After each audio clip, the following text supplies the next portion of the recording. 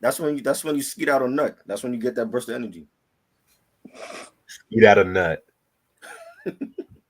Mm. Hold that thought. I gotta text you some funny shit. Hold Okay. that thought. But well, motherfuckers, I am back from YouTube jail. How does it feel to be out of jail, you convict? Well, at first, I was kind of embarrassed, but thinking about it now, I might be the first black YouTuber to get fucking kicked out for trying to upload a soap opera. Mm. Unbelievable. Well, I don't know what kind of guidelines YouTube got. They bugging. The Young and the Restless. They Mm. said, Of all things. they said, they said I was tricking the public into forcing someone to watch something that's not what originally it was. I'm like, well, I didn't even publicize the damn video yet. How the hell am I in this bullshit? You know? Mm. Yeah, but if you I'm a actually YouTube. show, if you're actually showing footage from the show, CBS owns that, so that's copyright Yeah. right there. Yeah, but we can still do reactions. See, niggas Yeah. can still do reactions You on can that do shit. reactions without actually showing the footage from the show, though. How? How, Sweat? With like if you put up a picture from the show, you can show the picture. But if you actually showing like a clip from the show, that's a copyright strike. Mm. But it's okay for them to react to every Kardashian reality show, right? I was just trying Nobody to. cares about that. Who's I was I watching was I was just trying to entertain the world with some Young and Restless. Was that too much to ask? Just because I'm a hip hop channel, don't mean we gotta that? always do music content. This is your 10th year. Do not fuck up your channel over Young and Restless, bro. It's not worth it. Ain't nobody fucking up shit. I just want to do some different shit. I And, was just and trying to, when you upload that, in the back of your mind, how many views are you thinking? Like, who's really watching that? you'll be surprised. Niggas be trying People to really find fuck with soap operas like that? yes, niggas be trying to find old episodes all the time. That's why I'm trying to make a profit out of this shit. You know what I'm saying? I got shit I recorded since the 70s. Shout out to my nigga Mike, man. They just probably all my children fans and shit. Right. Not this shit again. Shit. But I am a YouTube criminal, so You are. yeah, Yeah, official. yeah. But They, I they feel got good. you. They got you in their database now. So Mm. They're gonna have me on a leash like they have Nick Cannon on a leash and shit. well, Oh God. like watch out for him. He's trouble. Nigga talked about Jews. All of a sudden he's gonna apologize. Now he's the Jewish man's best friend. Wow, Mm. unbelievable, I'll be right back. Right. unbelievable. Yeah, he's back. He's back from prison. And you know what?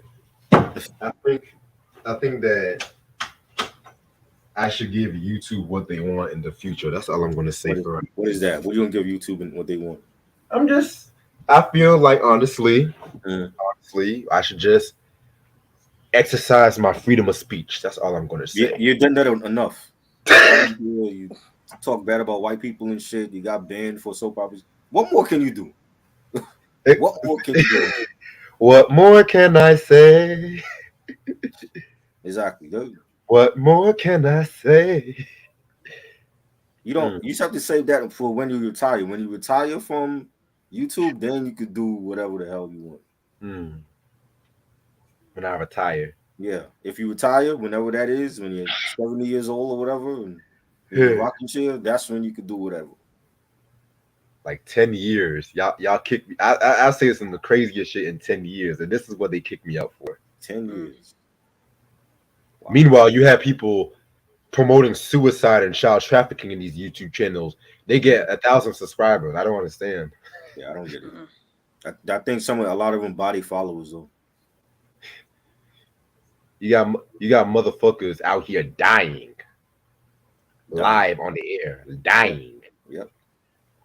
But no, niggas want to do that shit for fucking publicity. I don't. I was just trying to show the world Victor Newman. I get kicked out. YouTube said you showed enough Victor Newman for one.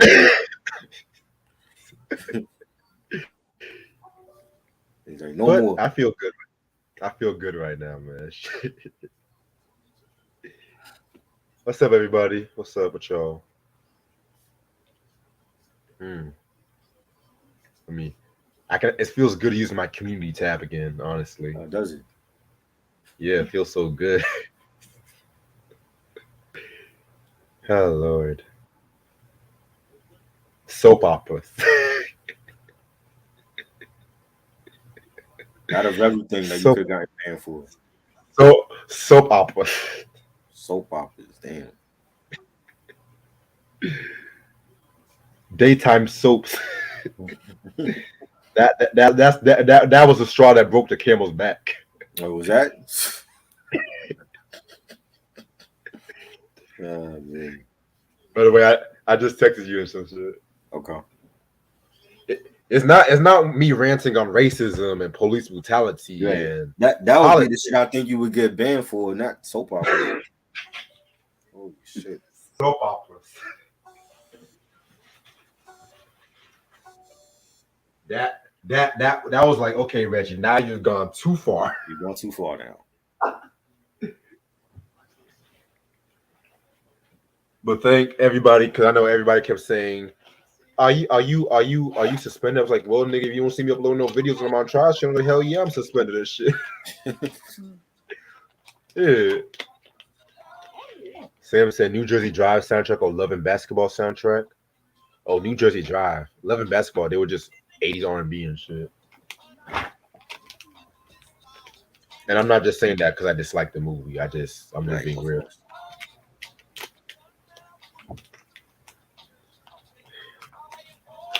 I was thinking about doing a video about motherfucking Black Card Revoked, unpopular opinions and shit about Black culture. I'm gonna say I don't like Kool-Aid. I don't like Pig's Feet. I don't like Love and Basketball. I feel like Mariah Carey played that album was great. I don't give a fuck. Like that would be a good idea. Just random bullshit that you talking about.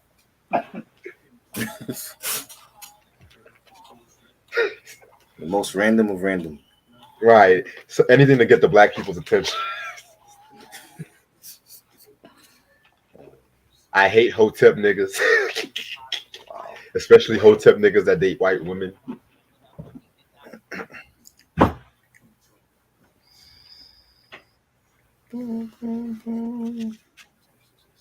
I feel like y'all should not talk about Will Smith if y'all supporting all these other motherfuckers. But I'm gonna keep my Is it true that he's suing Chris Rock over the Netflix special? That's not true. That's not true. That's some clickbait. What? That's some clickbait. They trying to cancel him over some shit he said about Trump years ago, but I'm like, I see how it is. That's crazy. I'm about to say why. All he said was the world should be cleansed from Trump supporters, and everyone's up in arms about that, trying to say we should cancel him because of that. I'm like, suck my dick. Meanwhile, Will Smith is making like 2 movies and shit like that, but I feel like we should just move on and shit. If y'all can move on from Alec Baldwin, y'all can move on from Alec Baldwin. Y'all can move on from this whole bullshit. It's a slap. He didn't kill nobody like Alec Baldwin did. Thank you. Tired of that shit. He didn't shoot nobody. He didn't kill nobody. Thank you. Still talking about it. We're gonna be talking about this forever. Shit. Alec Baldwin took somebody's life, and he's free. And he should be locked up. White privilege. That's all I gotta say. But it's okay. Real recognize real. That's why I'm here, because niggas ain't gonna get this real shit from motherfuckers like Needle Drop or Martinez or any of them bitch ass niggas and shit. Or the dialogue. Those trolling Don't even get me started on art of dialogue. People want to watch and I don't get it. Art of dialogue. It became a Tupac channel, then all of a sudden became a Jay-Z hate channel. I'm like, every video is about Jay-Z now. Y'all talking about dead people, like the nigga dead. Like, let him rest in peace. Oh my god. By the way, y'all should watch the new show Beef on Netflix. That show is crazy. I I'm saw like, the trailer for that. all this Asian on Asian crime. I'm loving it. Motherfucker had a road rage. Next thing you know, he's gonna pee all over the girl's floor.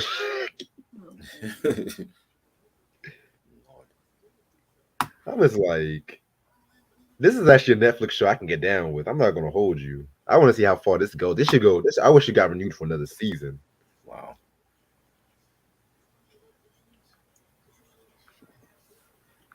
Shit.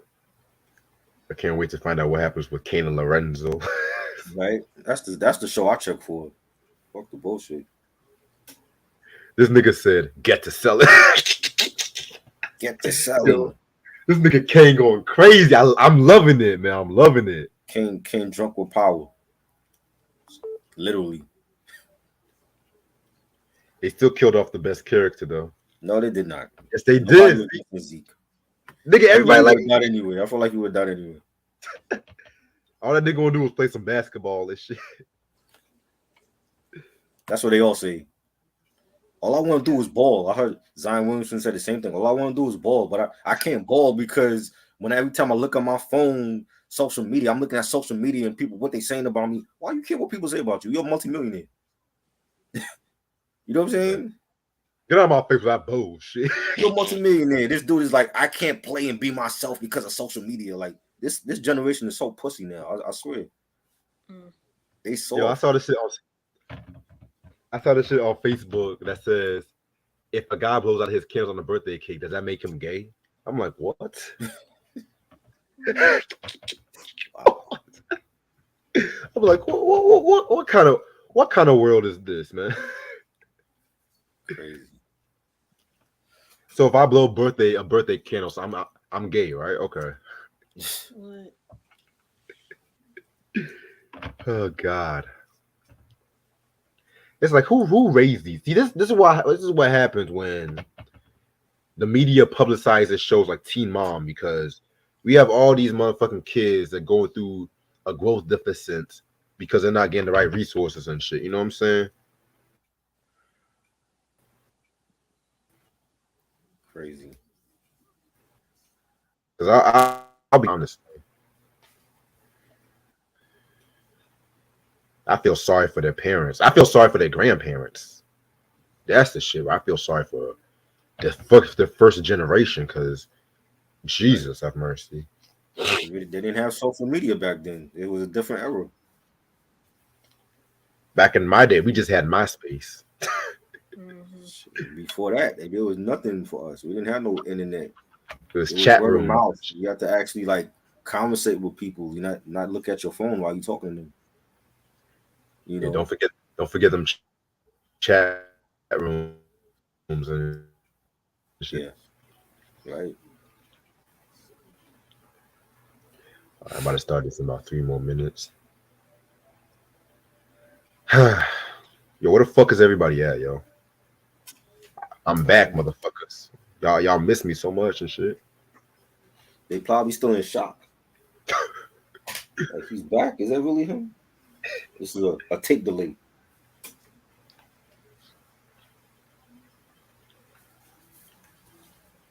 Hey, yeah, we had pages. We didn't have cell phones back then. You have to page the person that just called you.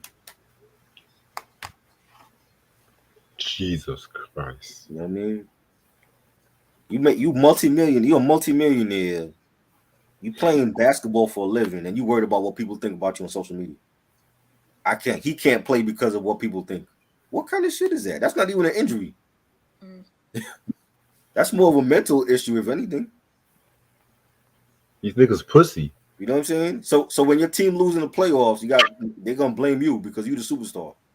Oh well, we didn't have Zion because he couldn't play because he thought about what he's worried about what people think about him on social media.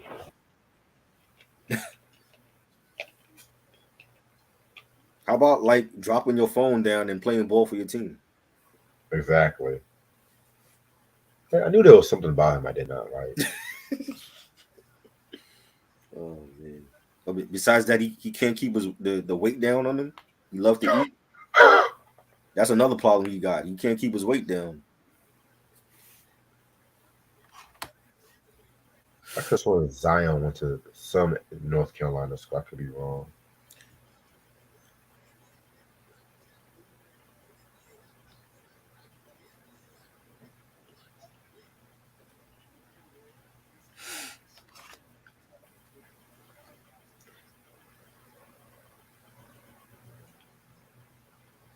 Okay. I'm ready to start whenever y'all are. Let's go. All right. What's up, you two? No, your eyes are not deceiving you. I'm back from Are you jail. sure it's really you? Is it really you? It's really him? Nah, it's Wesley Snipes. Now we wouldn't be able to see you then if it was it. If it was Oh, Nestle Snipes, we wouldn't be able to see you. yeah, don't come for my nigga Wesley. It's your boy Reg in the building. YouTube criminal, aka first black man locked up for showing a soap opera and shit. Oh, man. And you're sticking to that, right? Hell yeah. I'm not, that might be a hashtag and shit, you know? That might be a fucking hashtag at this point. We got the wrestling aficionado, Mr. Yes. Tribero. That's good. I'm over here rhyming and shit, and niggas don't even know. Yeah, I know. You got Got balls. the right, the lovely one of my personal best friends in the world, Miss Ashley in the building. How you doing, Ash? What up? I'm good. All right. So I had to make sure that we can do this list by the time I get back from the jail and shit. You know what I'm saying? So we are at part eight of the R&B album. Damn, it's almost over. It's almost over. It's almost over. Only 2 weeks left. Only 2 weeks left, buddy. Only two Damn. weeks. How y'all loving this list, y'all? It was great. Getting more some It was R&B. great. Yeah. Yes. Alrighty. So we're gonna do number 30 to 21. And I gotta say that I'm very proud about what the albums I got for this episode. So my number 30. Now this album right here might be a controversial pick because it's technically a country album, but it still has some R&B touches here and there. This is Ray Charles, The Modern Sounds of Country and Western Music. Nice. His best album, in my opinion, next to The Genius of Ray Charles. This album came out in 1962. You know, he started covering some country songs, you know what I'm saying? He was one of the first African American artists to get complete artistic control when it came to this album, you know what I'm saying? Classic songs like I Can't Stop Loving You, I Made Up My Mind and Misery, like shit like that. I love that song. Born to Lose, Hey Good Looking, Bye Bye Love, you know what I'm saying? A must have in your collection for anybody who loves 1960s music, you know what I'm saying? Nice. Yes, classic album. I love it.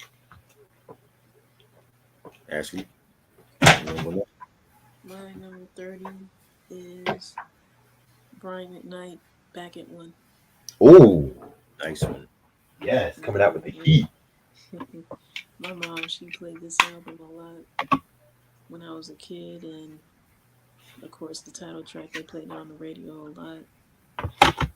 And me and some of the kids at the daycare I went to used to sing along to this whenever we went on field trips and or got dropped off at school.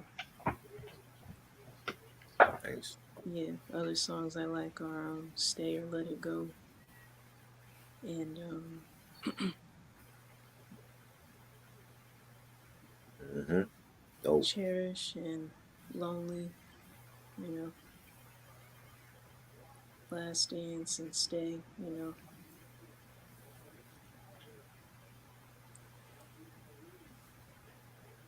All right. Number 30, I got SWV. It's About Time. To me, their best album, classic Right. album. I definitely need to get that. Um, we had joints like Downtown, very explicit R&B song for that time. Right Here, Weak, their best ballad to me. They actually close out they shows now a week. It's become that popular. We always on my mind. Great production. Hip hop soul. Oh, I'm loving. Well, I did like the show they were doing with Escape, but I think that's about to come to an end. But they're great. One of the best female R&B groups of the '90s. Coco and Lily Taj. SWV's about time. Very dope albums Yeah. by both of you guys. Well, All thank right. you, you convict. Convict music. Let me stop. Mm. All right, my number's 29. Now, this artist pretty much saved Motown and made them have definitely a new identity by the late 70s. It's the one, the only Rick James with Come Mm, Get It. yes, Mm. love that album too. 1978. You know, I go back and forth, which one's my favorite Rick James album. I have like about three. Either this one, Garden of Love, and the Bustin' Out the 7-Eleven. Yeah. You know what I'm saying? You can't go wrong with the first one. Like I love the intro, Stone City Band High. You know what I'm saying? One of the funkiest shits I've ever heard. Right. And then of course you have songs like You and I, Mm-hmm. Dream Maker, Mary Jane. I mean, everyone knows Mary Jane. It's been sampled so many fucking times. Oh yeah. Um, Underrated song I want to say is Hollywood. All my 3 6 mom heads, y'all should know about that song Hollywood. But this album to me, very, very, very dope album in my opinion. It's a shame because whenever people think Rick James, I always think street songs, street. I love street songs. Don't get me Mm, wrong, but he had more than one classic, and this is right. a Definitely. My number 29 is The Miseducation of Lauryn Hill. ooh. Yeah, yeah. I mean, this album is still her only album, but still a very dope one that came out in in in '98. I don't care what no one says. One of the best albums in from that year. Of course, hits such as "Doo Wop," "That Thing," "X Factor," "Everything Is Everything." That's my favorite. Same. Even nothing even matters with D'Angelo. They still play it on the radio every now and then. And "Can't Take My Eyes Off You." Of course, that's definitely not a bad track there. And "Lost Ones" is another song that I like off this album.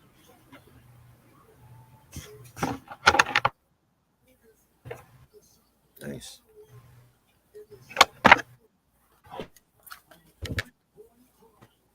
All right. 29 for me. We talked about all of these groups' albums, and the first two to me is their best ones. The second one, especially Black Street, Another Level, Mm. Five My Classic.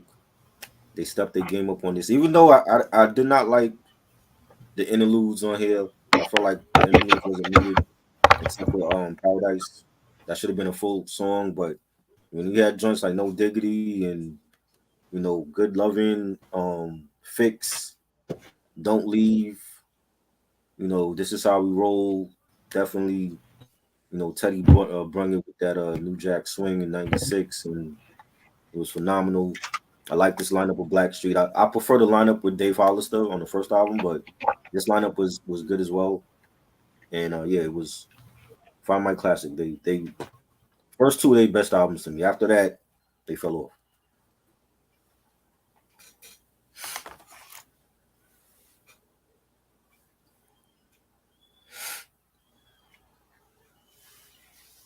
Reggie, you with us?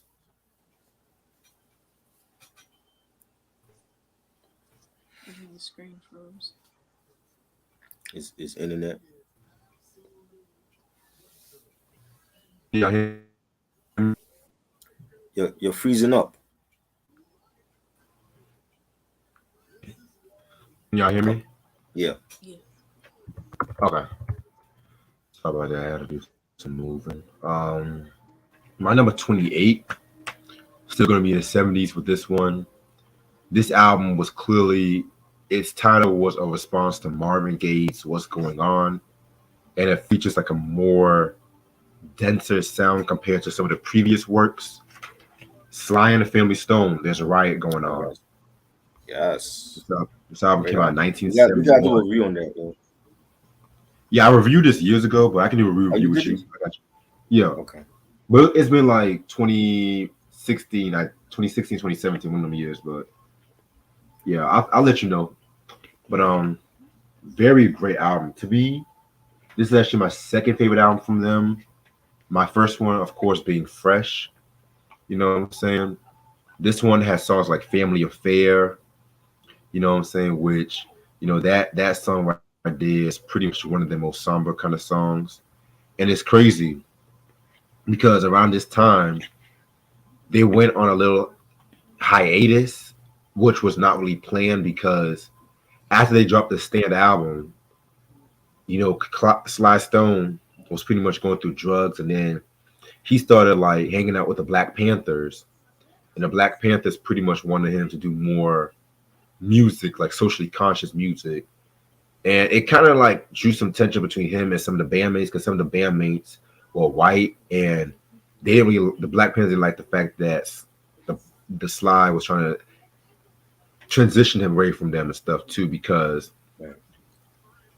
if I'm not mistaken, he actually, when they recorded this album, he wasn't really in the studio with the band members that much, if I'm not mistaken.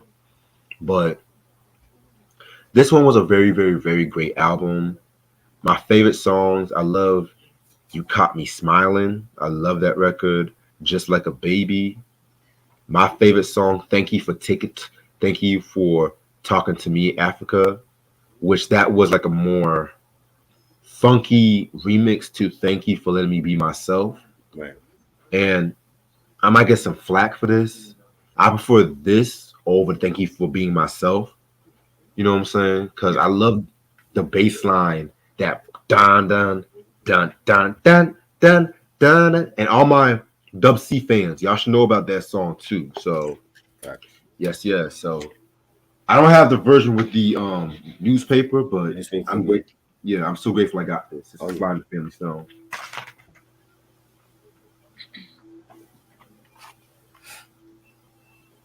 My number 28 would be Tamia's Subtitle. Oh.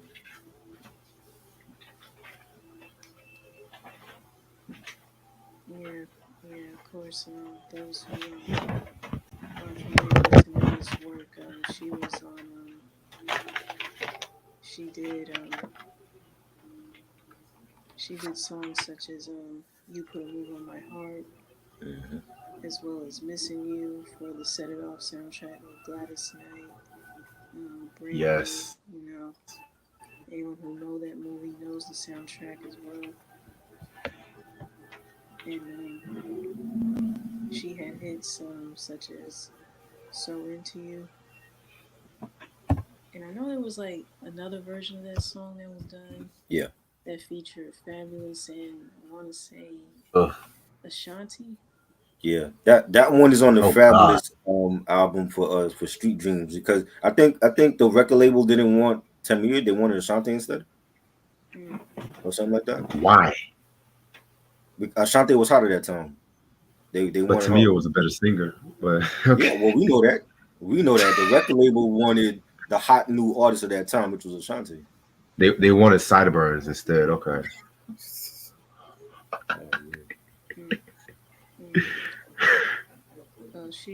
Tamia even did her rendition of "Careless Whisper" by George Michael.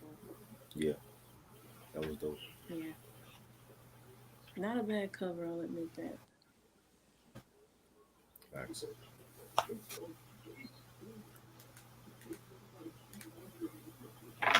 All right, number 28 is from '88. I got God's first album, classic album. Again, Teddy Riley at his best. Ironic, I got Black Sheep and God together.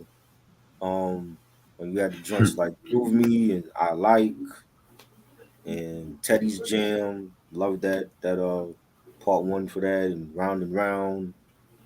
10 bangers, and I didn't even plan like that. I just had Black Shooting Guy on the same list, and they just happened to be, after the one after the other. But a classic Guy album. I like the Future also, but I think the first one was the classic one that everybody knows from them. It's great. Showing Teddy Riley some love. I'm loving it. Yes, you have to. He's a goat. Right. Now, this next artist went through a lot of personal and professional struggles, and people counted her out saying that she ain't got it no more. But then she dropped this album, which shut everybody up. And honestly, I'm not even going to say the name of this record. I'm just going to show the album cover because I feel like it's so iconic. You know what I'm saying? I want to. Plus, I want a good build up too. If that makes sense. So I'm just going to show the album cover. Oh yes, definitely. See, I'm with you on that one. That definitely is a good album. When you start saying glitter, I'm like, give me this album. The glitter soundtrack is good. The movie is a different story. I think both is bad. God, you know what? When we talk about this album, Mm-hmm. when we talk about, I'm gonna go more in depth why I love the glitter soundtrack. I don't give a fuck. Okay. Yeah, but right now we talk about Emancipation. Yeah, so Emancipation of Mimi came out 2005. If there was a dictionary example of a comeback album, this should be the picture right next to the dictionary. Yeah. And these motherfuckers, I don't think this generation knows what a dictionary is, but it's all good, because they have Google and shit. Wow. But yeah, I love this record. I've been jamming a lot to this album a bit lately. Mm-hmm. I mean, Stay the Night. Oh my God. Kanye. Man. Jesus. He was still saying. Yes. Say something, which I know that's a Neptune's beat. Mm-hmm. But I fuck with that song too. Okay. But my favorite one, Fly Like a Bird, Take to the Sky. Oh. Da da da da da da. Da da da da da da da. I mean, that was my this whole album, man. We Belong Together. It's like that. Jermaine Dupri was still in his bag R&B wise with this one. Yes. Shake It Off. Shake It Off. Get Your Number. Mm-hmm. Oh my. Yo, this was like me growing up, man. This was like my album growing up. I ain't gonna fucking hold. My sister jammed to this album a lot, man. Uh-huh. Like when we talk about this album, it's gonna be all bar none, man.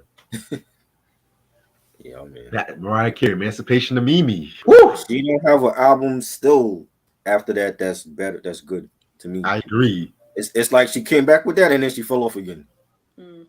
Well, E equals MC squared was good, but it has some joints. It wasn't touching Mimi though. Right. That Memoirs album, we gonna talk about. We gonna talk at the Dream did for her. Like he wrote songs and I ain't like that. I did like Caution though. Caution was cool. Caution was cool. There's a song from Caution now that I see like a lot of memes being made out of. Huh. It was like it's like a ballad or something on there. Like a lot of people have it in their memes. Memes. They don't listen to the word; they just make memes. Yeah, exactly. And they just add this song to the meme. Memes. My number 27. This album was already mentioned not too long ago. SWV's "It's About Time."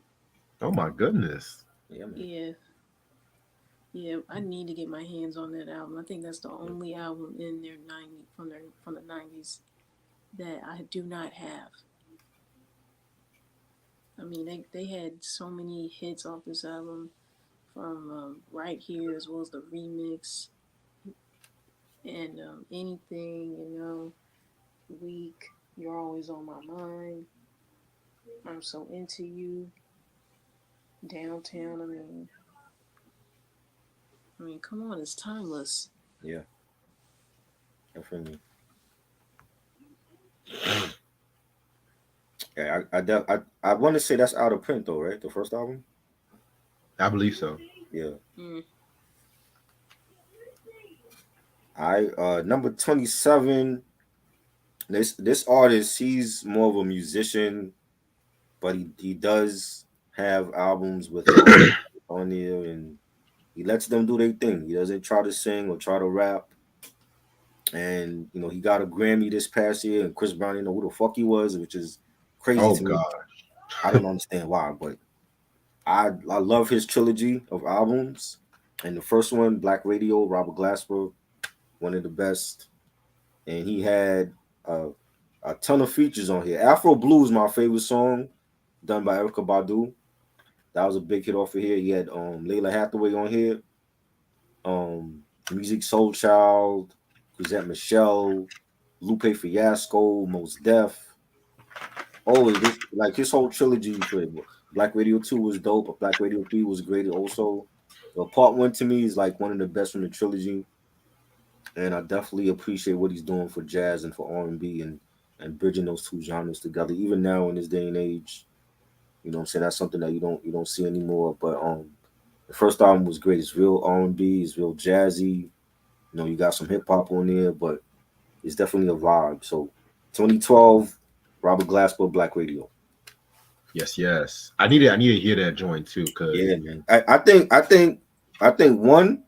I can't even pick because like 2 was good and 3 that came out last year was good too. So I think it's like any one of them could be somebody's favorite. right. Yes, yes. Y'all putting on some heat, man. Okay, I see y'all. I see y'all. You know what? I think for the rest of these albums, I'm not even gonna say the name. I'm just gonna just show the album Is that cover and so? shit. So Okay. yeah, this next album, she was in the middle of depression when she did this record, and I feel like this was the album where people felt this certain artist, in my opinion. But I am kind of upset that we don't have a remix album. We only got like a remix EP of this album, if that makes sense. And it's this one, Mm, yes. Mary J. Blige, My Life. I mean, what can I say about this album? Compared to What's the 411, this album was like a more darker, but not like dark as in scary dark, dark as in somber, if that makes sense. Right. Um, she was dating that Casey from Jodeci. She has sobriety issues and whatnot. Yeah. But yet, sometimes drugs and alcohol can make the best masterpieces and shit. Like, you have songs like Mary Jane All Night Long. In my opinion, one of the best tributes to Rick James I've ever heard, in my opinion. Yeah. I love I'm Going Down. No, I don't know which version I like most. I'm gonna keep it a buck with everybody because the Rolls Royce version is very good, but the Yeah. Mary J. Blige version is also very good too. That's one of those I gotta go back and forth and shit. You know what I'm saying? Definitely. Um, Be Happy was good. Mary's Joint, Mm-hmm. but I want to also mention some of the remixes too because I love the I'm Going Down remix with Mr. Cheeks of the Lost Boys. That was very good. That was dope. And of course, the Mary Jane All Night Long remix with LL Cool J. That definitely had that Mr. Smith kind of vibe to it. I would even say the unreleased Double L Cool Down. It definitely had that vibe to it. And that was the original Mr. Smith album, but that's another story for a different day. Actually, I've done a review on both of those albums, so y'all can check that out on the channel. Yeah. So this album to me must have in your collection. This is R&B at its finest. Now, surprisingly, this is not my favorite Mary album. It's like my second favorite. My first one, I want to save that for the top 10. Nice. Spoiler alert. Okay. My number 26, Erica Badu, Baduism. Oh my gosh. Nice. Yeah, I have this album. This is, I have no I have no objections to this album. I understand why she's given the title of Queen of Neo Soul for a reason, because this album is a prime example of that. Songs such as On and On, Next Lifetime, Other Side of the Game, um, what else? Four Leaf Clover. I mean, come on. I just wish she would have turned Rimshot into a full-length song. Yeah, Cause I agree. I love how she started off with that and it ended off with that. So Facts. yeah. Mm-hmm. Other than that, not a bad album. So, all right, number 26, I got Faith Evans, her first album, Faith. Mm. Love that album. We did a great Classic. review on that. That's my favorite Faith Evans album. I think the production was just on point. We got Chucky Thompson doing a lot of the production and Puff. But yeah, joints like Ain't Nobody and Soon as I Get Home. You used to love me, falling in love. That's a classic. That's a 5 mic classic. It was always one of my favorite albums. Like as a teenager, bumping it on cassette. I definitely need to get it on CD or vinyl, but that's a 5 mic classic. I think Faith Evans did her thing. Her rendition of Love Don't Live Here Anymore with Mary J. Blige, I thought was a dope rendition, even though they had beef when they were doing that song. But Oh yeah. great album, man. Like Faith Evans is a great singer, great songwriter, and she needs to be saluted more. So that's my number 26. Speaking of Puff and shit, Mhm. it's a shame that it's a big shame that you never really had Mary and Faith collab, more Mary and Faith collab, but you can tell he was trying to pit them both against one another, which Which was dope. crazy shit. Yeah, That was dope. I don't know why motherfuckers do this shit. I don't know.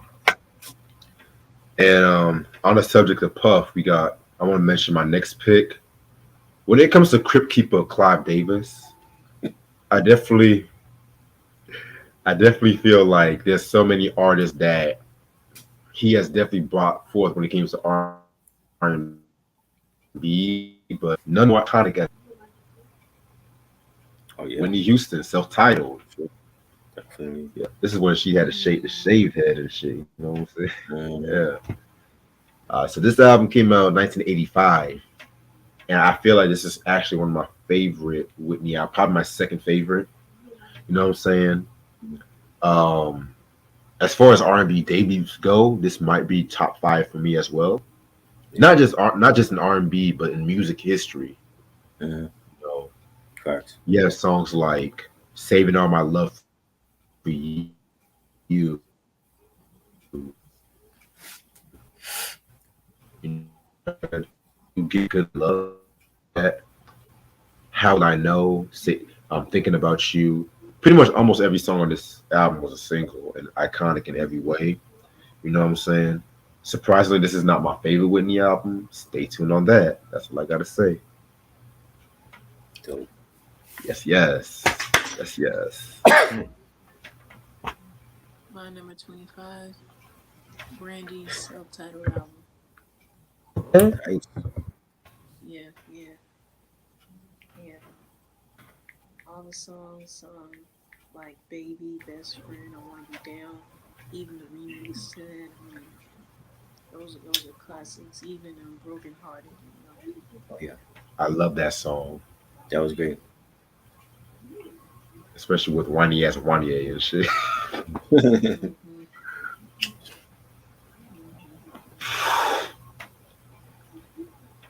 Yeah, definitely a classic in her discography.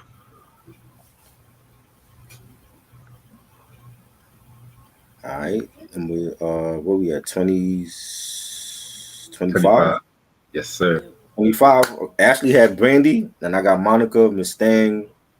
Love that album.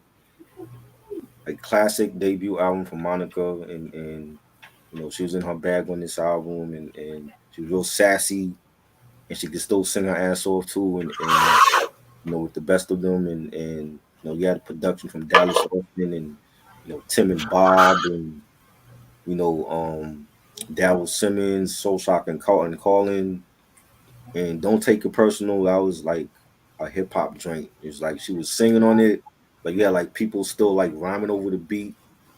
Love that joint. Before You Walk Out of My Life, Like This and Like That. Why I Love You So Much. Skate. Let's Straighten It Out with Usher. Love that collab with her and Usher. Yes. A classic album. One of my favorite Monica albums. Like her first two, that one and The Boy's Mind, probably my classics. Like I love both of those albums. But this one to me was like a great debut for her, and I love it. Yeah, man. Monica really has a lot of dope joints and shit like that. I even like the Still Standing album from 2010. Yeah, that was good too. That was That was, very, very Mhm. good. Like I even like All Eyes on Me. That one she but That's I'm tired of that So Gone song. I'm so tired of that. After the Storm. That was the After the Storm album. Oh, excuse me. After the Storm. The All Eyes on Me. That's the one they showed. They showed that. Right, right. I always get those names mixed up. Yeah. So, but yeah, if I hear So Gone, somebody that see all these R&B challenges, I have to say I'm sick of them because if you cannot sing, don't fucking ruin a classic. Like Tevin Campbell's "Can We Talk," man. Mhm. Yep. Jesus Christ. Like I love Tevin. Tevin's my dude right there, but these motherfuckers, they always fuck up that. They act like that's his only song. Right. Why can't somebody sing "Tell Me What You Want Me to Do"? I want somebody to hit that falsetto he did, Mm-hmm. or I'm ready. ready. Yes, I'm ready. Right. I'm gonna give you an underrated one. Could It Be from the Back to the World album? That was fire too. Or the Well, title track "Back to the The World," title track. yes, Tomorrow. Right. or "Alone with You." Yeah. Unpopular opinion. I feel like Back to the World might be his best album. Unpopular opinion. It just wasn't. It just wasn't marked. Well, It wasn't yeah, marketed. But yeah, I'm ready. I'm ready's my favorite. I think I'm ready's his best album. But yeah. what I'm ready about to. Round and Round? That was good too. yeah, Yeah. that was good. Yeah, I'm ready and Back to the World are like neck to neck Right. to me. Mm-hmm. But I guess niggas were put off by his hairstyle looking like O'Dog from Menace to Society and shit like that. And and it's like I just feel like, man, he never really had a chance. I gotta watch the uncensored episode. I'm gonna definitely let You you know know. what happened when he came out? That's Mhm. when I think that's what ruined him really. Like when he came out, and that's when, because I don't think people were ready at that time. No pun Not like intended. now. Like, see Frank Ocean come out and be like, "Yo, he's gay" or whatever. But back then, I don't think. I think it was just too early for an artist to come out and say like they were Yeah, out but there, he didn't admit that he was gay until like 2019. right? But It they was, always had that rumor about him, and he never denied it though. and then he got caught with that male undercover cop back in the Right, late '90s too. right. See, same with Eddie Murphy. Eddie Murphy got caught with the transvestite or whatever. Oof. You know what I mean? Yeah. Eddie, that was a different story for Eddie. But yeah, man. My number 24. And I plan on seeing this artist in the next 2 weeks, and I really cannot wait. You know what I'm saying? And I feel like this album was like her "What's Going On," Right. and Oh yes, definitely. Janet Jackson's "Rhythm Nation" 1814. I mean, this is might be my favorite era of Janet. I'm gonna be real with y'all.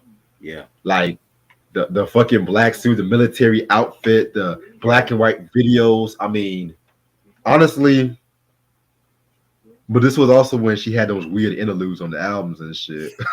Too many. Like Let's dance, let's dance. interludes and shit. Oh shit. So this album was like 3 years after Control, and she wanted to do an album based on like social issues and um her kind of like her own utopia and shit like that, if that makes sense. Right. I love songs like Miss You Much. Mm-hmm. the title track alone. Mhm.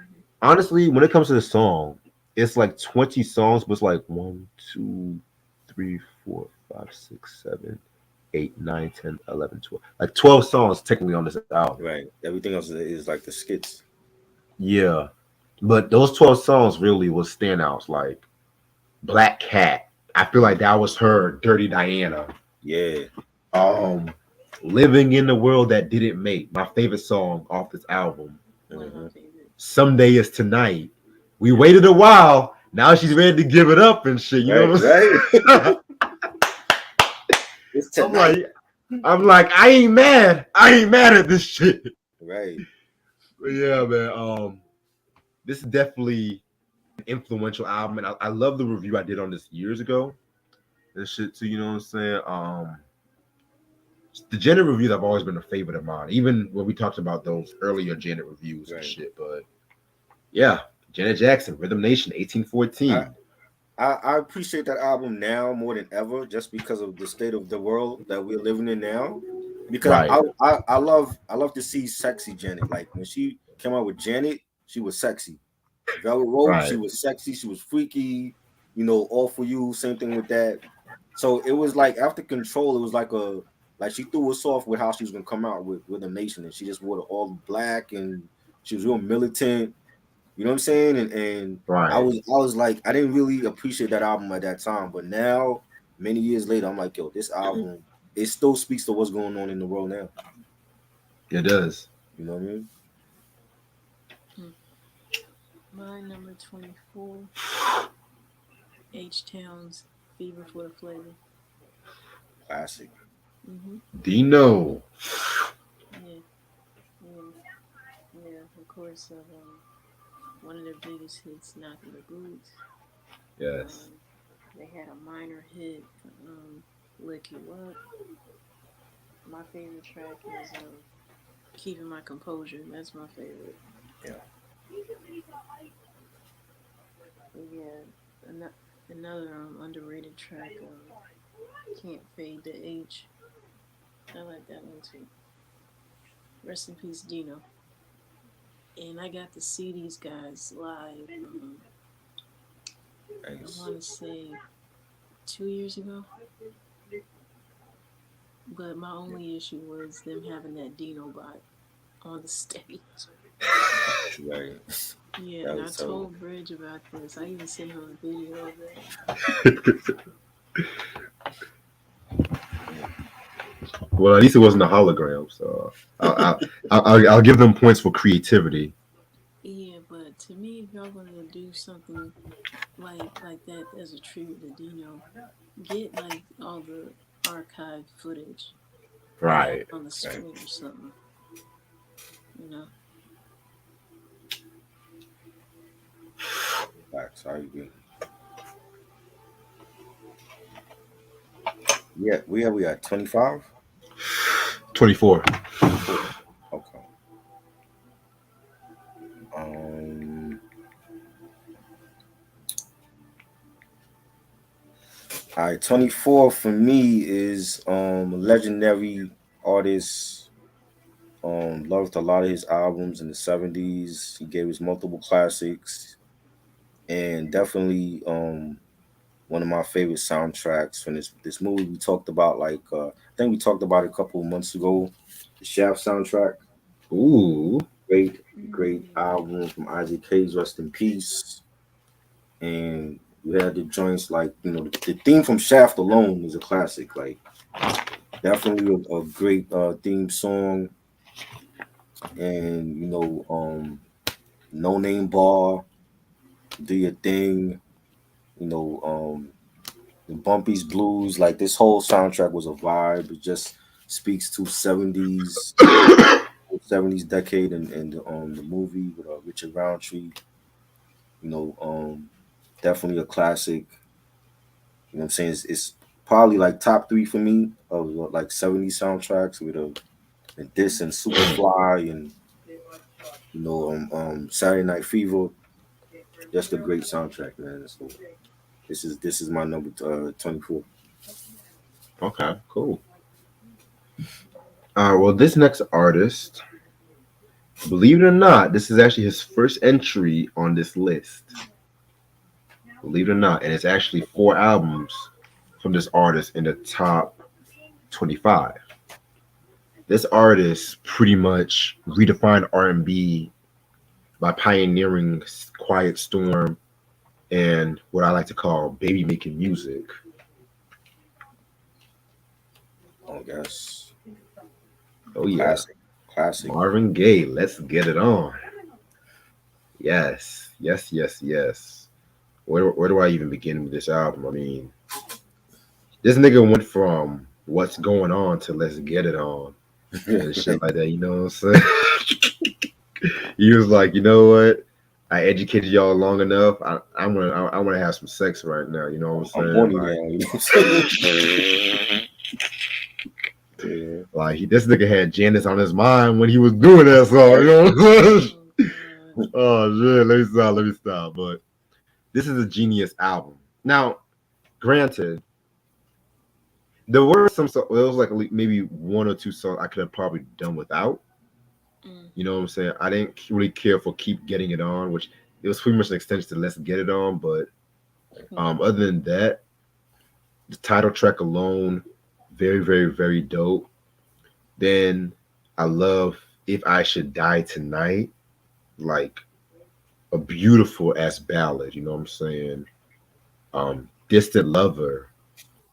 Love the studio version, but I prefer the Marvin Gaye live at the Oakland Coliseum from Marvin Gaye live album from 1974. Must have in your collection. I think I do have that album too somewhere.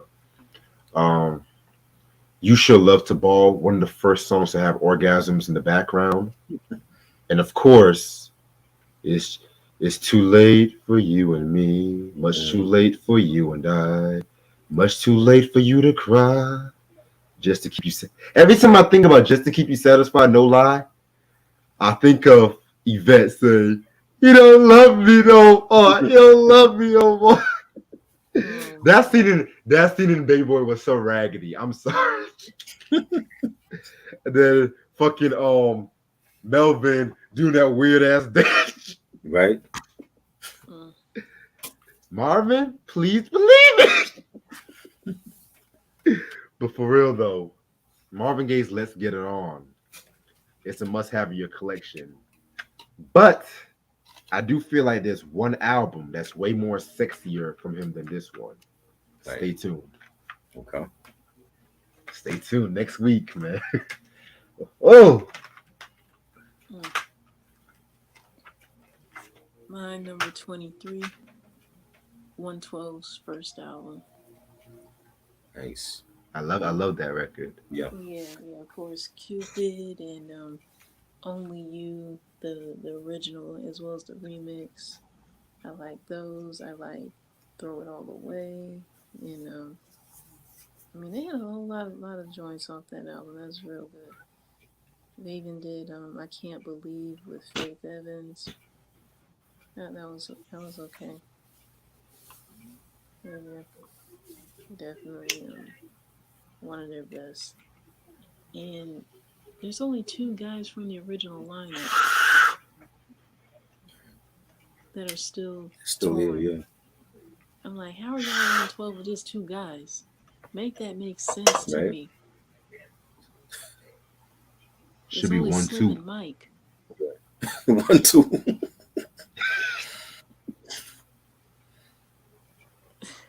Yeah, I don't know. yeah, and I saw them live the same year I saw H Town. Mhm. It's crazy. Yeah.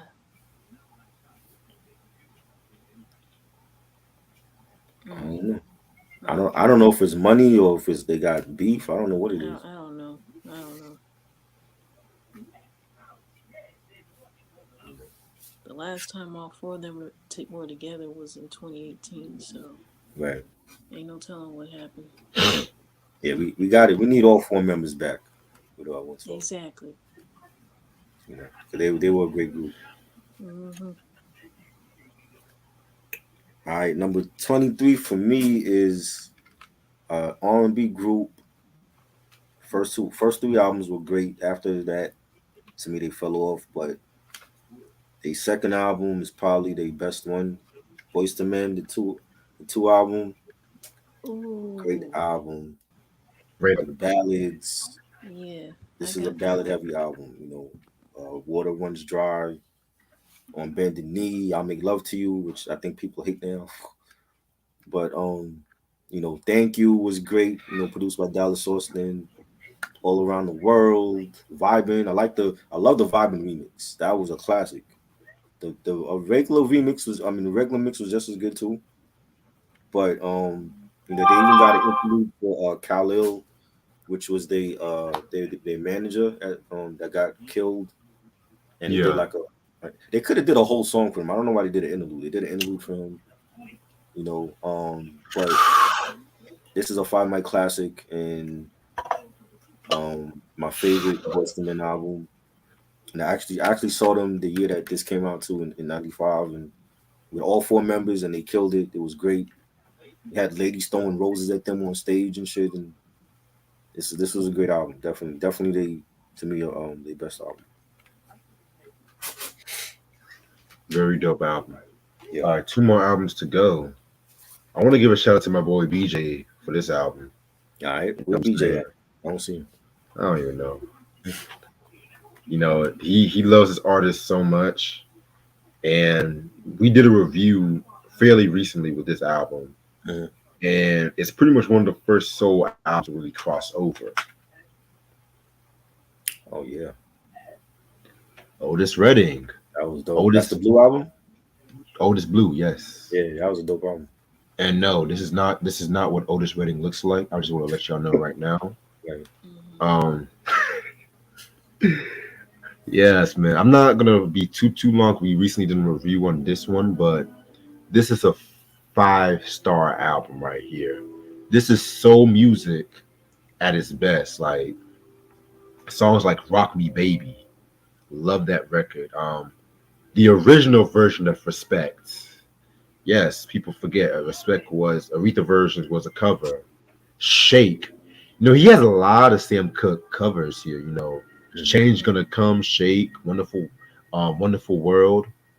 Shout out to Sam Cooke. Rest in peace, both Sam and Otis and Aretha. You know what I'm saying? This was the album, in my opinion, I feel like put Stax really on the map. Very good album. My number 22, Tevin Campbell's I'm Ready. Oh, yes. Yeah, definitely one of his best. Not only the title track, Can We Talk, Don't Say Goodbye Girl, that's one of my favorites. Um, Brown Eyed Girl, Always in My Heart, that's another favorite of mine. You know, I mean, a whole lot of songs were produced by Prince, rest in peace.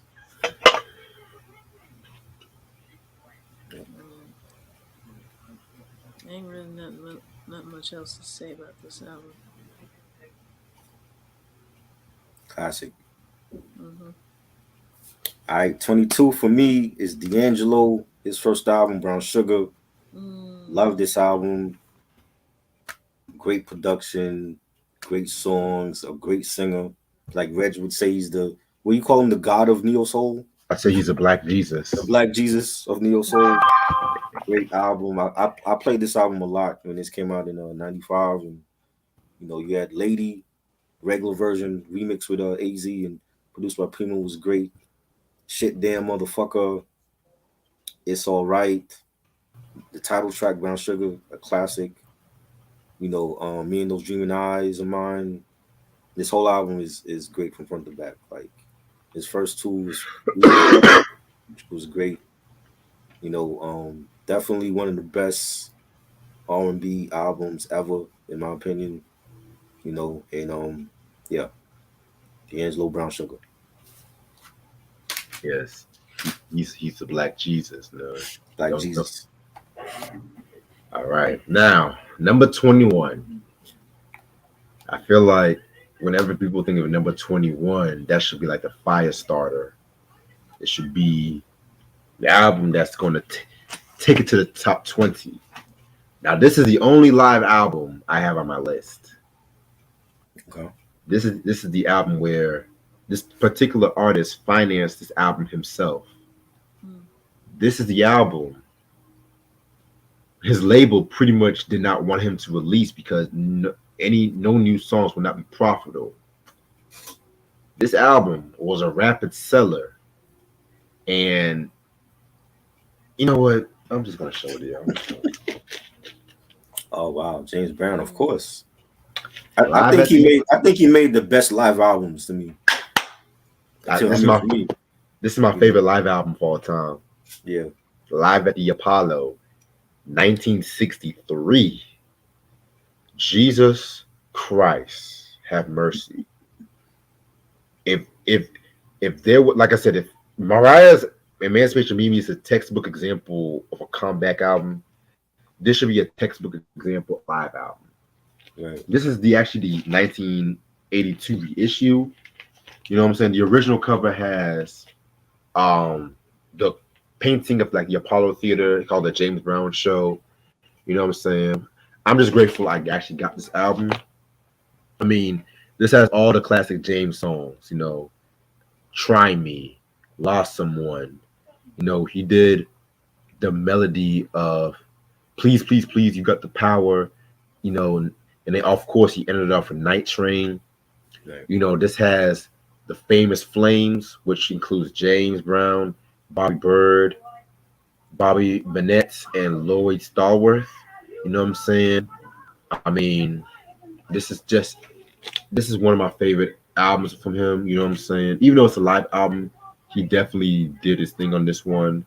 You can feel the raw energy on this one. And also too, if you guys like this album, check out the Live at the Apollo Volume 2.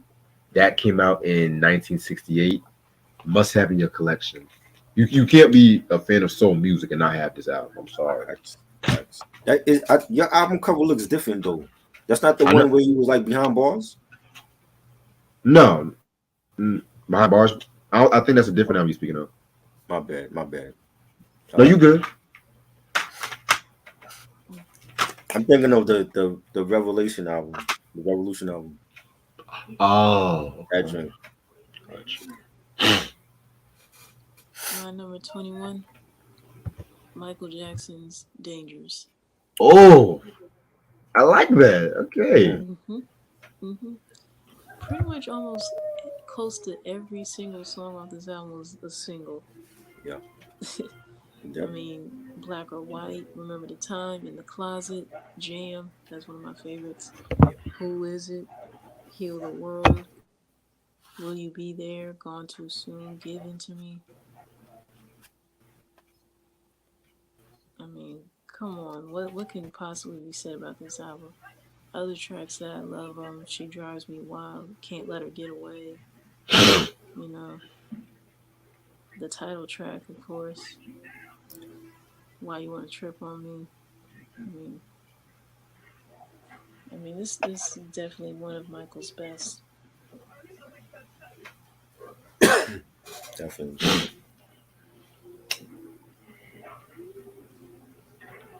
All right. Top 21 for me, legendary soul singer.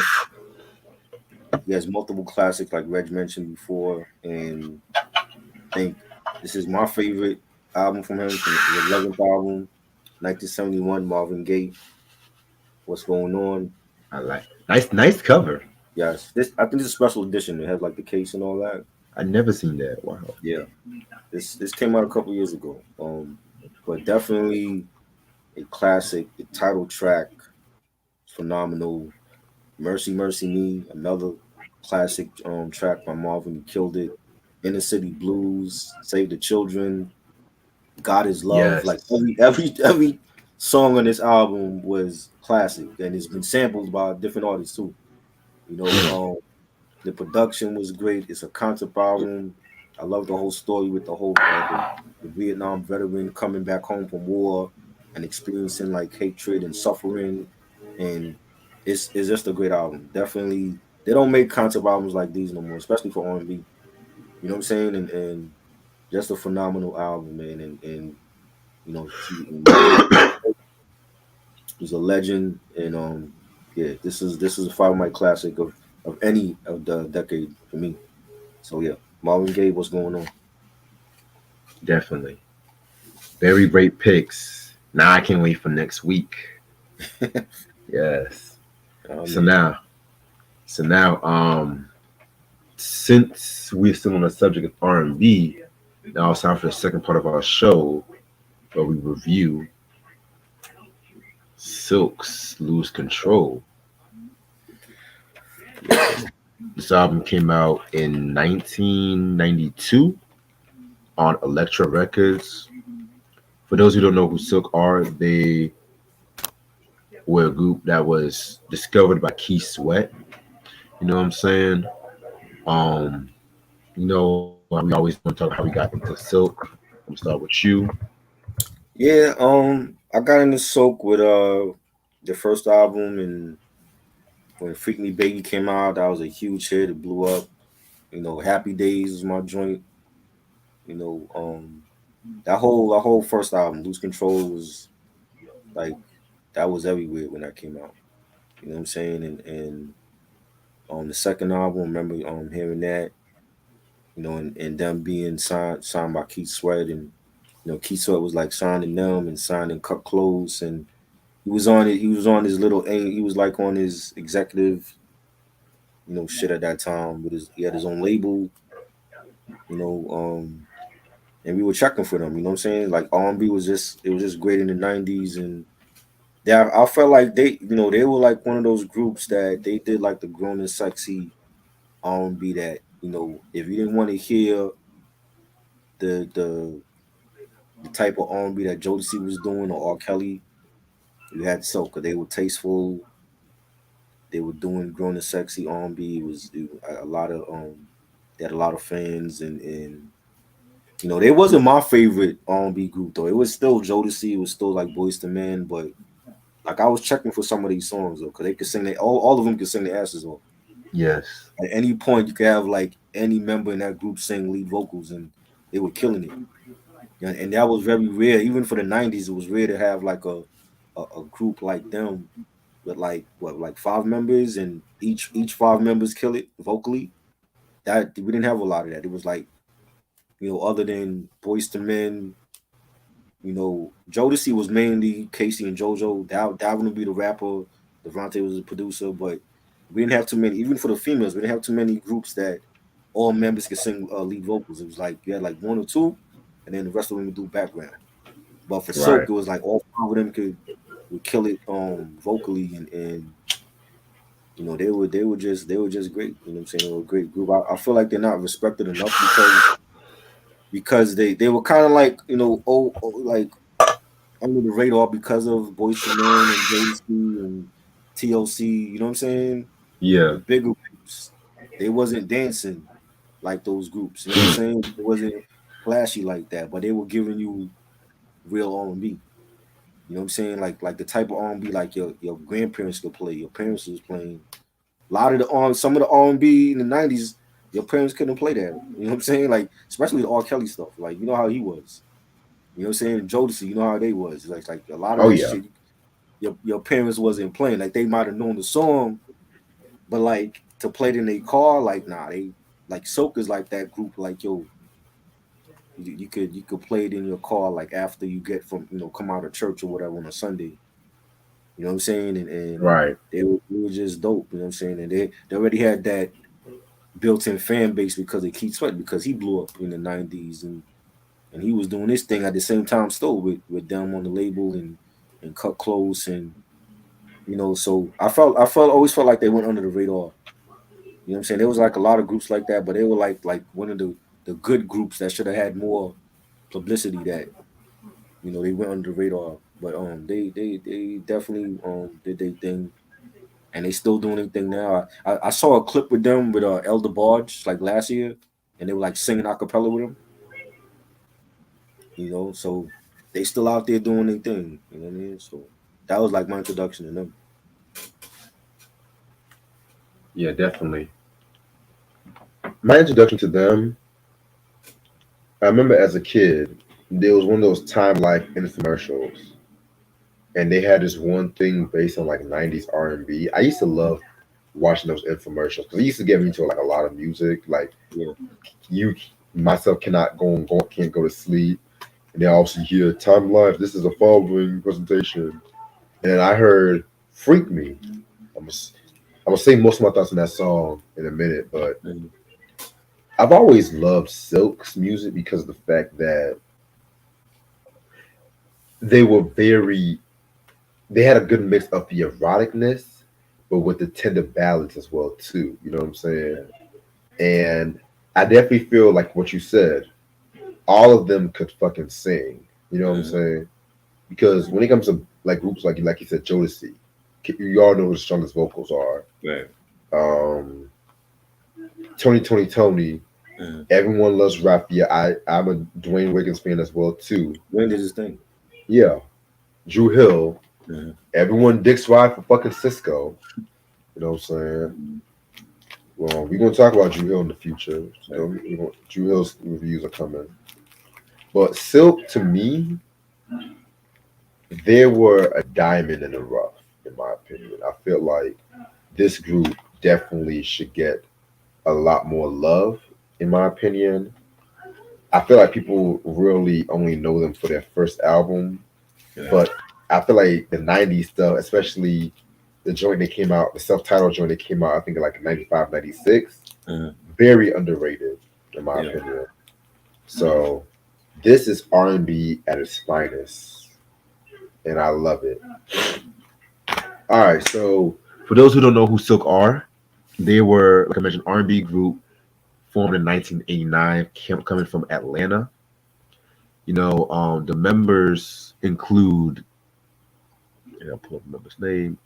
You had Albert Allen. The original line was Albert Allen, Timothy Cameron, Jimmy Gates, Tiger Graham, and Jonathan Rasborough. They all fucking met in a church and whatever, but then they ended up, getting replaced by other members like Gary Glenn and Gary Jenkins. You know what I'm saying? What's the motherfucker's name? The dude who fucking sang Ling calls himself like Lil G Little G. and Yeah. shit like that. Lil G, one of the baddest motherfuckers. Why isn't his name mentioned more I don't know. in R&B vocals? Like, put down the fucking Ashanti and shit. Like, Not Ashanti. like I hear John B. I hear John B. mentioned more, and I have nothing against John B. But Right. Lil G, I mean, everybody was good, but this nigga Lil G, Yeah. you know what he remind? He's like that little motherfucker who niggas discredit, but then once he starts singing and shit like that, it Right. takes you to a whole different planet, in my opinion. I agree.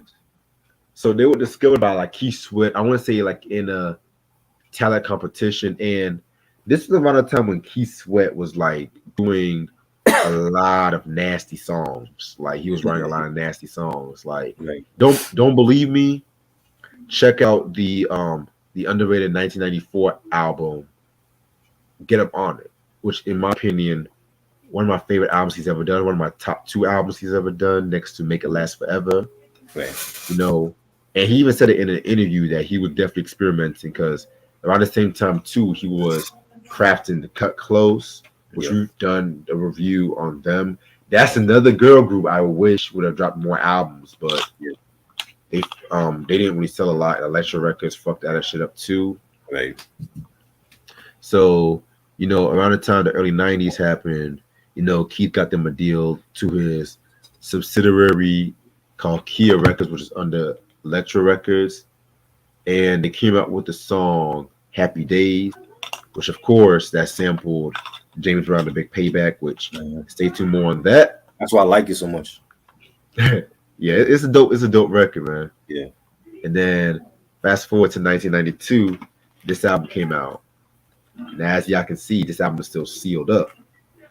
So, got to unravel it.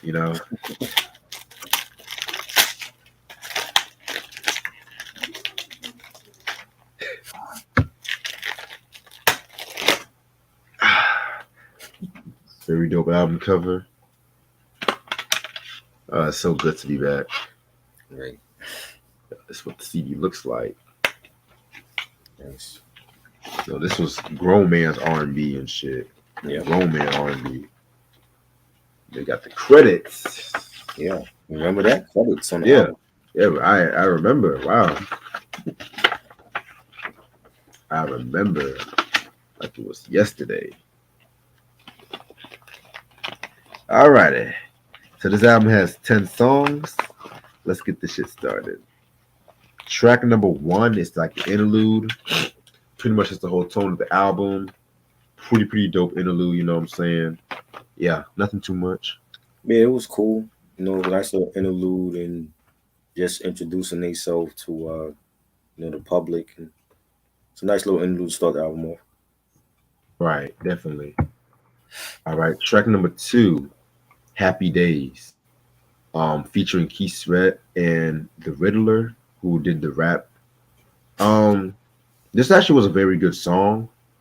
Love this was like a nice first single to get them started, because Nice. everybody was sampling James Brown. Ironically, that same year, no, not the same year. Hold on.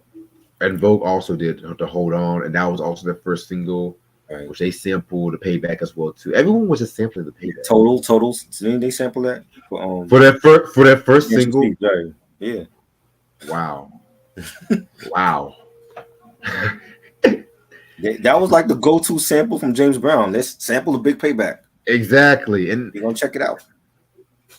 exactly, man. Like, okay. I mean, I'm not mad about it, but I love Right. Payback, but still, Yeah. it's like Jesus, people gonna sample this kind of shit. All right, but I love this record. It's a very hot record. Yeah. This is a classic record. A great way for them to come out their first single and have Keith Sweat introduce them and I like the rap. I don't know who the Riddler is. Well, I know the Riddler from the Batman comics, but I don't know the actual rapper named the Riddler. Never heard of him, but he was decent. I feel like they could have see that there was a group that they didn't do big collabs like that. I mean, other than the Heavy D, Got Me Waiting remix, they didn't really do jump on collabs. So it was like, yo, they at 92, who's the hottest rapper in 92? They could have gotten Grand Puba. You know what I'm saying? I don't know. Grand Puba, yes. Yeah, I would say Grand Puba. Like, but even 92 was like we didn't even think about who was the hottest rapper for that year. You know what I'm saying? But they could have gotten somebody else. But I mean, Riddler did his thing. I love the beat. Every member, he killed it on here. It was great, classic record. Definitely.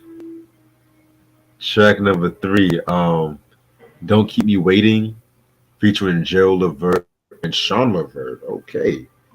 So it's gonna be an R&B powerhouse with this one. Yes, very dope record. It's like a more seductive record indeed. But yes, I agree. Rest in peace. Yeah. You know what I'm saying? Gerald Levert, he does a little thing on the second chorus. I mean, it's not the second verse, excuse me. And then you had Gerald Lil G doing a thing on the chorus as well too. Very hot record. I love this. Yeah, this is dope, man. Rest in peace to both Gerald and Sean, man. It's a shame what happened to Levert. That was a great group as well, and it was nice to hear Sean and Gerald on this song with Silk, and this was dope. Yes. Track number 4, Girl You For Me. This is actually my favorite song on this album. Well, one of my top 2. Okay. Because when it comes to sensuality and vocals and vocal dynamics, Silk should definitely be on the top of the list. Yeah. John definitely did his thing on the first verse. I love that chorus. Girl, you for me. And girl, me for you. Video was dope too. Yeah. You know what I'm saying? Like, this is the shit. I was jammed to this song, you know what I'm saying? Just from the ad libs and the chorus. I definitely feel like this song. I don't know. I can't picture any other group doing a song like this. You know what I'm saying? Like, right. I mean, classic record, right? I love it. Yeah, this is a great ballad. They played this a lot when it dropped, and They killed it. You know what I'm saying? And it was good back then to hear like tasteful R&B ballads, and they're not talking about pulling your thong to the side and shit like that. And it was just like gentlemen about it though. Like even though they name was like Silk, but it was like they were just gentlemen about approaching, doing love songs and how they wanted to be presented as a group. And I think this is like one of those songs where like it's like one of their signature songs. Like it was just a great ballad song. I agree. Now, the signature song, Freak Me. This is actually my second favorite song. I know a lot of people might be surprised because I love Freak Me. I love that song. And y'all think that I was going to pick it as my favorite, but Right. this just shows to prove that Silk is more than just this song, too. But Right.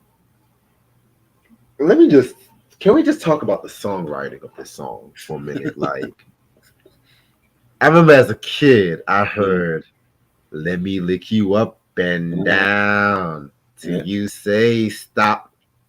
Let me play with your body, baby. Make you real, not baby, baby. Make Right. you real hot. Let me do all the things you want me to do. And then Lil G, cause Lil G. tonight, baby, Yes. I wanna get freaky with you. I was like, who are these little motherfuckers right here like this? Meanwhile, Jodeci was coming out with Fiendin'. Right. Boyz II Men was coming out with dun dun dun Yeah. dun dun. These niggas was just straight to the goddamn point. Right. And I love it. I fucking love it. You know what I'm saying? Yeah. And this is actually the most successful single, and arguably their signature song. I mean, I was just jamming to the song earlier today. And the video too was dope. The video was hot, yeah. It was hot, especially for 1990. That video looks like it could have been made in 97. Like, yeah, definitely. 96, 97. You know what I'm saying? I'm surprised Hype Williams did not do that shit. This is before hype. Yes. This is before the hype. Yes. You know. I also love the like, yeah. Baby. Yeah, I love this record, man. This whole fucking song is an iconic R&B song. It is definitely that part they play. If this song on the playlist, you ain't doing nothing right. That's all I got. Classic. Facts. This definitely had Keith Sweat written all over it. You know what I'm saying? Like Keith Sweat written. They gave us Happy Days. Dirty motherfucker. Yes. They gave us Happy Days, and then they like, okay, we're gonna give you what Keith wanted us to sing. We're gonna do the Freak Me. We're gonna get a little nasty, even though that wasn't really their thing, but they could do it if they wanted to. And this was like a sample of that, and end up being like they signature song like that. You know what I'm saying? Like when you're talking R&B and making an R&B playlist, you gotta have this on there. Especially when it comes to like the ladies, women go crazy when they hear this song. You know what I'm saying? Like you will get a woman pregnant just by playing this song. I swear to you. You know what I mean? It was Freak that great. In the video, when they don't even make any R&B videos no more like that. Like that was just a moment in time in '92. You know what I'm saying? Right. Before the Blink era and before you had all the R&B singers trying to be all thugged out with the Timbs and the you know what I'm saying, and the baseball caps, and it was like Silk was like, yo, we could be nasty if we wanted to, and we still could rock suits. You know what I'm saying? And that's something Boyz II Men wasn't doing that, even though they had that song on Cool Out Harmony, but nasty songs wasn't Boyz II Men. That was more Jodeci. This is like a Jodeci meets Keith Sweat song, but this was great. This was definitely a classic record and one of my favorites from Silk. Yes. This, like I said, man. And I know this song was I know a lot of people love the remix. Personally, I didn't really care too much for that beat on that remix. But I didn't really think the song needed to be remixed in the first place. Yeah, you don't need a remix for that. Now, Happy Days, okay, I can get Happy Days, but Freak Me, that was a testament in time. Yeah. You know what I'm saying? If I ever do a DJ shit, I would definitely gonna put that in my baby making playlist and shit. You know what I'm saying? Because Yes. Sure. Next song, When I Think About You. Again, another very good song. This one they had to do the New Jack Swing kind of songs, you know what I'm saying? But this was like guy New Jack Swing. This was still Yeah. grown and sexy New Jack Swing. You know what I'm saying? I like this. I like the beat. I didn't like the rap by was it Tino West or whatever his Yeah, name is. I didn't like that. yeah, That rap, they have to get. Keith Sweat had the money. There's no reason why he couldn't get. He could have gotten Jermaine Dupri. He lived right in Atlanta. He could have gotten Jermaine Dupri to be on that song or Crisscross. But yeah, I didn't like the rap, but the beat was fire though. yeah. Jermaine wasn't a household name at that time. I feel like he became a household name when he was doing Escape, honestly. Right. But Nah, but hell, he could have gotten he that. was becoming a household name with Crisscross though. You know what I'm saying? Because True, he was in the true. videos and people want to know, well, who's Jermaine with these little with these two Chris's? You know what I'm saying? So I felt like he was making his name with Crisscross, but then he took it up another level. Right. And speaking of another level, they also did a cover of Freak Me, too. So no pun intended. Oh wow, I didn't know that. We're just throwing puns out everywhere That's tonight. funny. Okay. Yeah. Track number 7, Baby It's You. Very great song. If there was another song that could have also been a single, it could have been this one. You know what I'm saying? Oh, wait, actually, this was a single. Excuse, I didn't even say the singles. Happy Days, Freak Me, Lose Control, Girl You For Me, Baby It's You, and They Had to Be You. And that's pretty much every song on this album. Okay. That's the whole damn album. Right. Wow, Okay, who did they think they were Michael Jackson for real and right? shit? It's only Okay. 10 tracks. Yeah, that's the whole album right there, basically. Mm. But yeah, Baby It's You is a very great song. You know what I'm saying? It's pretty much, them, yearning for a female and whatnot too. I love the daddy daddy daddy chorus. Man. Very great song. Yeah, that was dope. Definitely, another great song. Yeah, again, like all five members killed it. Definitely, a great single too. Very great single. All right. After Baby It's You, we got Lose Control. Now, this is a song I can definitely see Keith Sweat all over. Yeah, This is another great single. You know what I'm saying? One of those, I'm sorry, baby, like those begging kind of songs, right. which Keith was Mr. definitely Beggar, famous for, yeah. King Beggar. So I mean I'm telling you, he should definitely have an album called Beg at this point. Yeah, just beg, BEG, in like bold letters. Beg. That's his thing. Like Mhm. he is King Beggar. Like that is his name, King Beg. You know what I'm saying? It was great. You know what I'm saying? And they were begging just like Keith Sweat was begging on on this song. Right. So again, it's another song that a lot of women love, yo. So Yes. I mean, it was great. Next song, It Had to Be You. This is an okay song, you know what I'm saying? Not only one of my favorites, but still an okay. Yeah, this was cool. Not a solid album cut. You know what I'm saying? And it sticks with the theme of the album, so it was dope. Right. And finally, I Gave to You. Another very great song right here too. You know what I'm saying? This is a traditional ballad, the "Girl I Love You" ballad, the "Baby You Know It's Me" ballad. This ballad like that. Right. Very very great song. Nice way to end up the album. Yeah. Great way to end the album off, and just they were just in a theme for this album. Like this is baby making music, so they were just in a theme for every song on here. So it was good. I definitely agree with you. Overall, this album to me is an R&B classic. This should be talked about way more than it should. This is a must-have in your collection. Like again, all the members could definitely sing, in my opinion, and all the members definitely showed a great vocal dynamic all throughout. To me, I wish this album was a bit longer. I felt like probably could need like maybe three, maybe two, maybe three extra songs. You know what I'm saying? But this is a very great album. Now I don't know if I would call this my favorite album, yet because I want to definitely be listening to the second album and also the Tonight album, which Tonight also had another one of his signature songs, "Meeting in My Bedroom." Oh yeah, You that was know, huge. so That that was a was a huge one. huge, yeah. Yeah, So dare I say it, yeah, five-star album. definitely, definitely. Yes, If you love like great R&B baby making music, this is the album. Many def- every song just about was great. Lose Control and Happy Days, Freak Me, Baby It's You.